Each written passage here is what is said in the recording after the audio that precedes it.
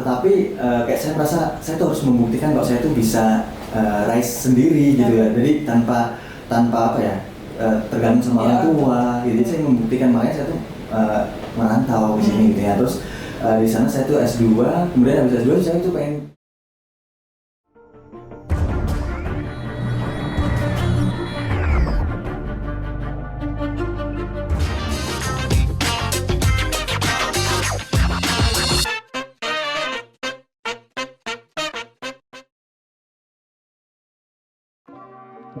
Halo semuanya, Assalamualaikum warahmatullahi wabarakatuh. Teman-teman semua, apa kabar?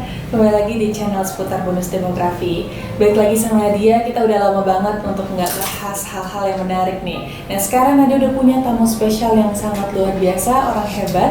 Beliau adalah dosen di salah satu universitas negeri di Indonesia. Kalau begitu langsung saja kita sapa.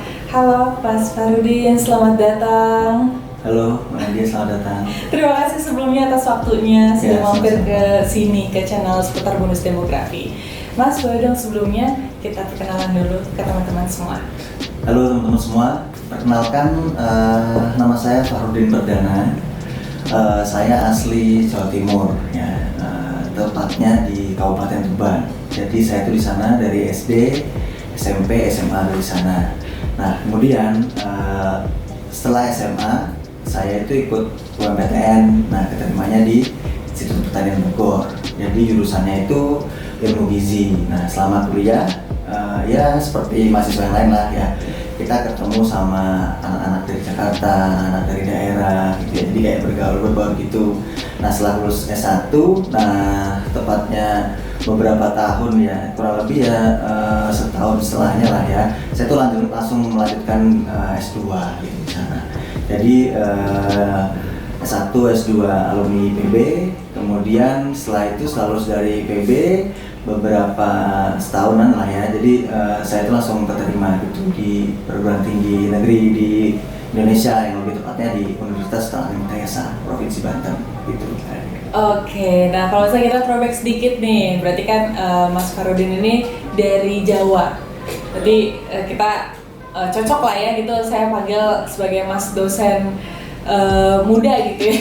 Mas dosen aja nih biar lebih akrab. Ya, siap. Mas ini kan berarti Mas itu berarti masuk ke IPB gitu ya, pada tahun berapa?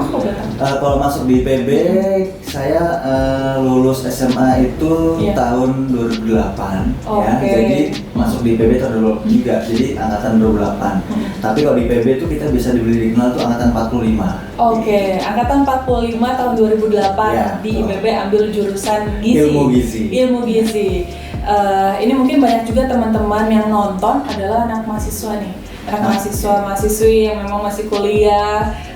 Boleh diceritain sedikit nggak Mas, apa yang paling berkesan dari 4 tahun mungkin ya, 4 tahun kurang lebih berkuliah di IPB yang paling berkesan? Oke, jadi saya menceritakan hal-hal yang berbau non akademis juga. Jadi yang paling berkesan tuh ketika saya waktu datang ya di Bogor itu ya, dulunya ya memang agak kaget juga sih ya, maksudnya dalam artian culture shock gitu ya. Jadi tapi itu berlangsung sebentar.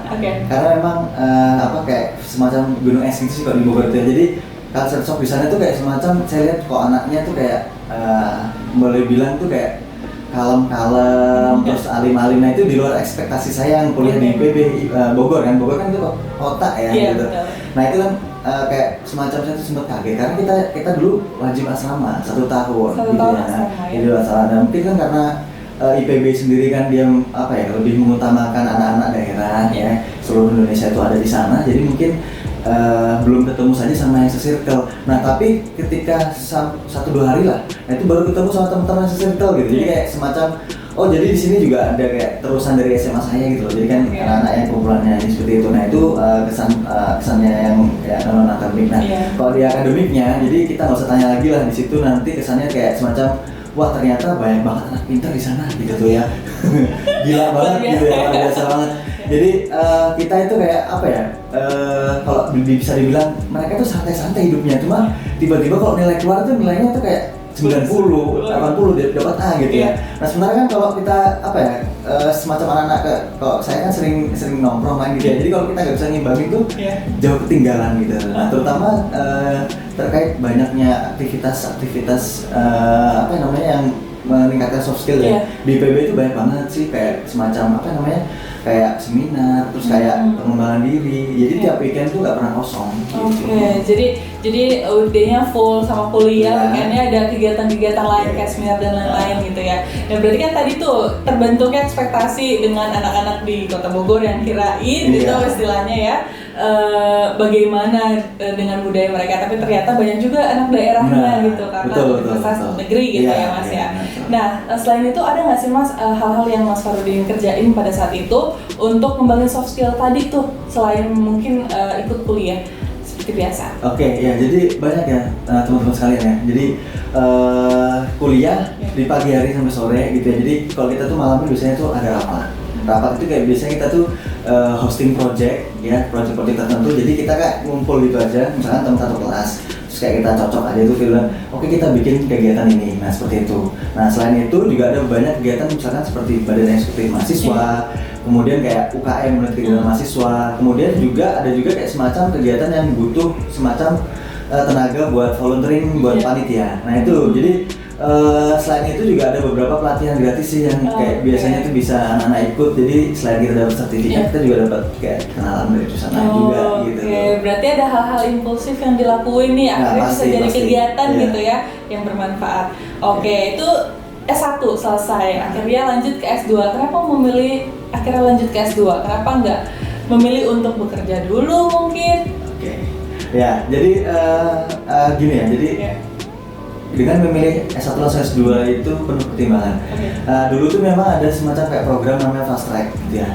Fast track di beberapa jurusan di IPB, cuma di jurusan saya di ilmu itu belum ada ya. Tetapi juga karena apa ya, semacam kayak gap. Jadi lulus sekolah gizi itu jadi nggak bisa lulus tepat waktu kalau zaman dulu.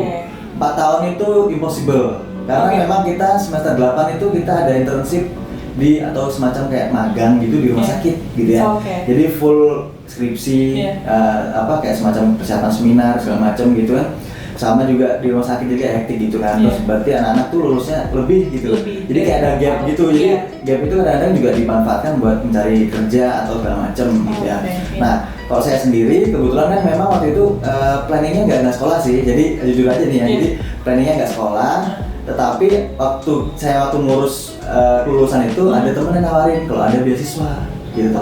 Ini ada beasiswa dari Kemendikbud, Kementerian Pendidikan dan Kebudayaan buat S2, daftar aja gitu. Jadi saya daftar aja. Jadi ibaratnya kalau dulu kan fresh graduate ya, jadi kita ambil opportunity aja mana yang cepat, mana yang diambil gitu ya. Karena ada gap tersebut gitu ya.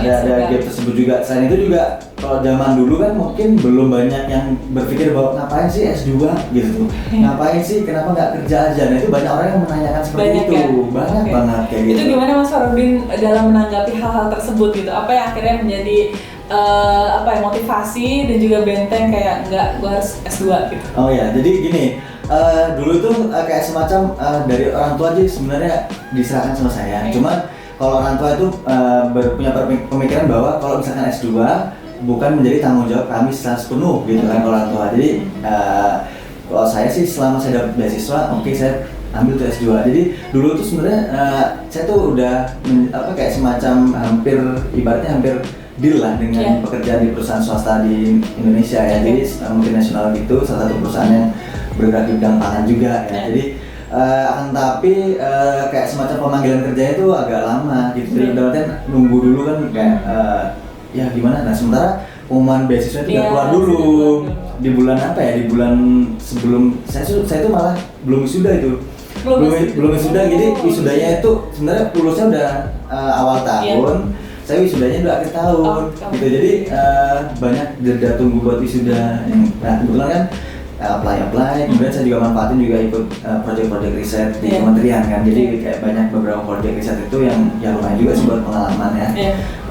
Relasi juga. Jadi kayak semacam apa ya kalau istilahnya ini honorer ya, non PNS gitulah ya. Nah ya itu yang jadi alasan bahwa kayaknya saya bisa nih mengklaim bahwa ada juga pengalaman kerjanya gitu. Oke, berarti garis besarnya adalah mengambil kesempatan, mana yang datang lebih dulu akhirnya diambil kesempatan itu gitu Nah, ya Mas? betul sekali ya. Oke. Nah Mas, berarti kan dalam perjalanan menuju wisuda ke S2 juga itu pasti nggak mudah kan ya? Ada nggak hal-hal yang berbeda dari sebelumnya?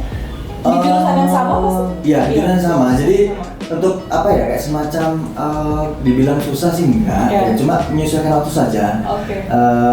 Antara ngurus-ngurusnya itu kan memang saya belum apply S2, saya udah ngurus kelulusan, jadi ada jeda waktu dulu, ya kan. Nah, setelah udah mulai kuliah, nah itu baru kita agak kayak sedikit hektik buat ngatur schedule. Jadi jadwal kuliah itu bentrok dengan jadwal wisuda. Nah, Oke. kebetulan kan apa ya, kayak dosennya itu alhamdulillah sih, jadi kayak boleh ngebolehin, jadi mau izin nggak kuliah boleh. Jadi untuk wisuda, dan malah beberapa juga kaget kok belum wisuda gitu. Oke, belum wisuda tapi udah apply ke Iya, S2, S2, udah ya. daftar S2, luar biasa. Oke, setelah akhirnya lulus di IPB S2, akhirnya memutuskan untuk menjadi dosen pada saat itu juga atau bagaimana perjalanannya? Waktu itu memang saya nggak terlalu, jadi apa ya, karena memang juga apa ya, belum ada gambaran dalam artian untuk jadi dosen sih ya.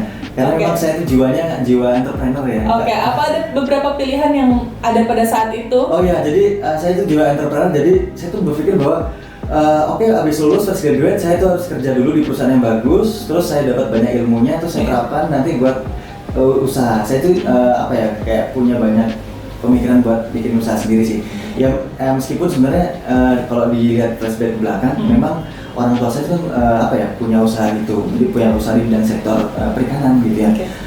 Jadi produk-produk perikanan seperti itu. Nah, tetapi kayak saya merasa saya tuh harus membuktikan kalau saya tuh bisa rise sendiri gitu ya. Jadi tanpa apa ya, tergantung sama orang tua. Jadi saya membuktikan, makanya saya tuh merantau di sini gitu ya. Terus di sana saya tuh S2, kemudian habis S2 saya tuh pengen mencoba di dunia kayak finance gitu, perbankan gitu ya. Ya meskipun kan memang gapnya jauh ya antara sekolah ilmu gizi dengan perbankan, tapi saya tuh pengen dapat ilmu itunya, ilmu kayak sekitar bisnis dan segala macam seperti itu.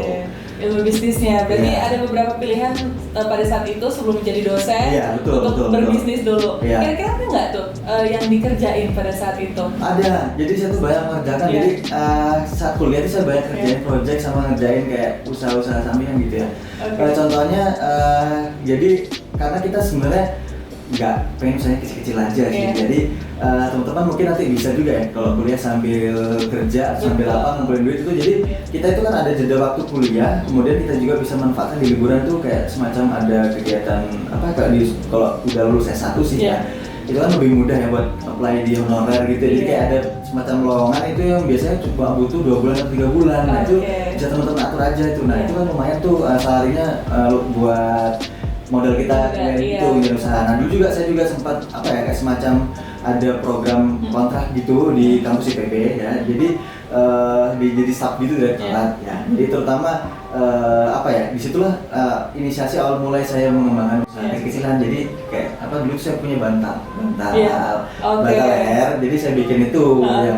Jadi buat merchandise kalau kegiatan-kegiatan kampus IPB sama para pihak-pihak yang ngasih scholarship kayak semacam contoh Iya. Mitsubishi, terus kemudian Nutrifood dan perusahaan-perusahaan besar lainnya gitu. Jadi Oke. kayak apa ya, kita tuh ngasih kayak reward buat mereka yang telah memberikan beasiswa pada kami mahasiswa-mahasiswa gitu. Jadi di situ saya supply bantal-bantalnya, kayak souvenir-souvenir itu, Iya, iya. bantal aromaterapi gitu. Jadi ya kayak semacam itu. Nah terus kemudian saya juga sempat punya kayak kedai kecil sih gitu, kayak stand kecil di Bogor sih, di slot itu di mana, di SMA 1 Bogor. Jadi itu tuh kayak apa ya, saya belajar wirausaha meskipun kita apa ya, kayak semacam untung rugi nggak jelas pasti. Nah itu jadi apa ya, jadi kayak semacam pengalaman tersendiri lah buat kita tuh bertahan. Terus kemudian itu bagaimana memikir caranya biar ini nutupnya gimana kayak gitu tuh. Oke.